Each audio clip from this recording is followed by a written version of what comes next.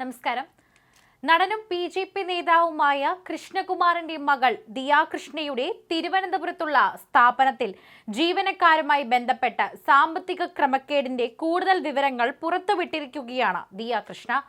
ജീവനക്കാരുടെ അക്കൗണ്ടിലേക്ക് ഉപഭോക്താക്കൾ പണം അയച്ചതിന്റെ സ്ക്രീൻഷോട്ടുകൾ, ബിസിനസ് സംബന്ധമായ കാര്യങ്ങൾക്ക് ഇവർ സ്വന്തം ഫോൺ നമ്പർ നൽകിയതിന്റെ വിവരങ്ങളും അടക്കമാണ് ദിയ സാമൂഹ്യ മാധ്യമങ്ങളിലൂടെ ഇതിപ്പോൾ പങ്കുവച്ചിരിക്കുന്നത്.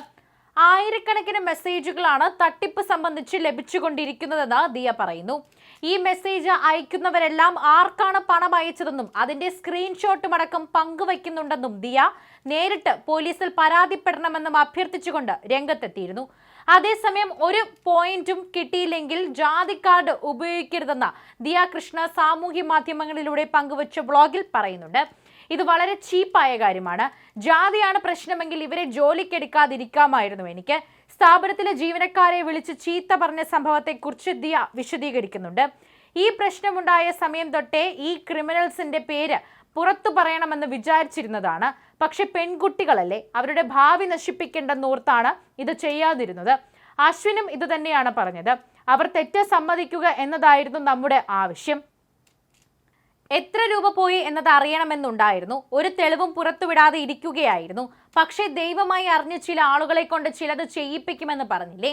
29-ന് രാത്രി ഞാൻ അവരെ ഉറങ്ങാൻ സമ്മതിച്ചിട്ടില്ല എന്ന് പറഞ്ഞുകൊണ്ട് അവരൊരു ഫോൺ കോൾ പുറത്തുവിട്ടിരുന്നു. സത്യത്തിൽ അവർ എന്നെയാണ് ഉറങ്ങാൻ അനുവദിക്കാതിരുന്നത്.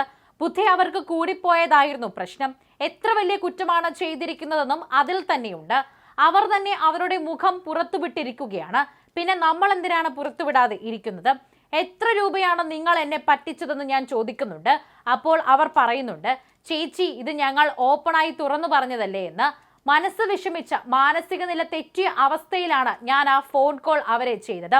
എൻ്റെ കുഞ്ഞിനെയും ഇത് ബാധിക്കുന്നുണ്ട്. കസ്റ്റമർ സർവീസിനെ കുറിച്ച് ഒരുപാട് പരാതികൾ വന്നിരുന്നു. അതിനെല്ലാം കാരണം ഇവരായിരുന്നു. കുടുംബത്തിൽ ഒരാൾ പോലും നമ്മളെ പറ്റിച്ചാൽ അത് സഹിക്കാനാകില്ല. ഇത്രയും നാൾ മാന്യമായിട്ടായിരുന്നു അവരോട് ഞാൻ പെരുമാറിയത്.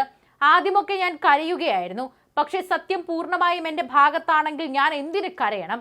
ചേച്ചി ടാക്സ് വെട്ടിക്കാനല്ലേ നമ്മളോട് പറഞ്ഞത്, അത്രയല്ലേ നമ്മൾ ചെയ്തുള്ളൂ എന്ന് വേണമെങ്കിൽ അവർക്ക് അപ്പോഴേ ചോദിക്കാമായിരുന്നു. അതെന്തുകൊണ്ട് അവർ ചോദിച്ചില്ല? ഒരു പോയിന്റും ഇല്ലെങ്കിൽ ജാതിയല്ല ഉപയോഗിക്കേണ്ടത്. അത് ചീപ്പ് പരിപാടിയാണ്. അങ്ങനെ ജാതി കാർഡ് ഉപയോഗിക്കരുത്. ഞങ്ങളെ ടാർഗറ്റ് ചെയ്ത് ടാർണിഷ് ചെയ്യാനായിരുന്നു അവിടെ ശ്രമിച്ചതെന്ന് കാണുന്നവർക്ക് മനസ്സിലാകും.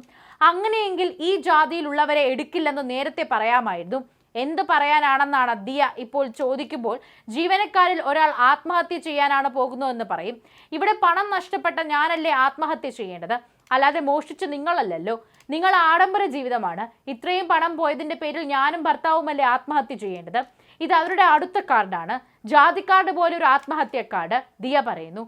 അതേസമയം തന്നെ ബാങ്ക് സ്റ്റേറ്റ്മെന്റ് പരിശോധിച്ച് പോലീസ് വ്യക്തത വരുത്തുമെന്നാണ് കരുതുന്നതെന്നും പറയുന്നുണ്ട്. സ്ഥാപനത്തിലെ 3 ജീവനക്കാർ ചേർന്ന് 69 ലക്ഷം രൂപ തട്ടിയെടുത്തു എന്നാണ് ദിയ പറയുന്നത്.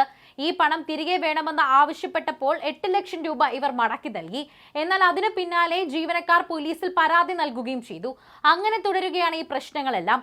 നൂലാമാലകൾ ഓരോന്നോരോന്നായി തന്നെ വരുമ്പോഴും പ്രശ്നങ്ങൾ വീണ്ടും വീണ്ടും കുരുകുകയാണ് എന്ന് തന്നെ പറയാം.